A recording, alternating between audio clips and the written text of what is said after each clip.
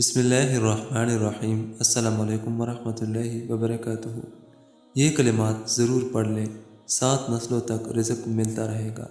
اگر آپ چاہتے ہیں کہ ہمیں وسیع تر پیمانے پر رزق ملے، ہم کو غیب سے رزق ملے، تو یہ دعا ضرور پڑھا کریں۔ انشاءاللہ الرحمن وسیع پیمانے پہ رزق ملے گا اور غیب سے ہی رزق ملے گا۔ طارق رضی اللہ تعالیٰ عنہ بیان کرتے ہیں کہ نبی صلی اللہ علیہ وآلہ وسلم کے پاس ایک شخص نے حاضر ہو کر عرض کیا، اللہ کے رسول صلی اللہ علیہ وآلہ وسلم، جب میں اپنے رب سے مانگوں تو کیا کہا کروں؟ آپ نے فرمایا، تم کہو، اللہم اغفر لی وارحمنی وعافنی وارزقنی۔ ساتھ ہی اپنے انگوٹھے کے سوا ایک ایک کر کے ساری انگلیاں بند کرتے گئے اور فرمایا، یہ کلمات تمہارے لیے تمہاری دنیا اور آخرت دونوں جمع کر دیں گی۔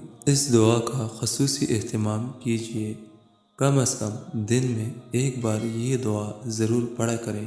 انشاءاللہ الرحمن 7 نسلوں تک رزق ختم نہیں ہوگا۔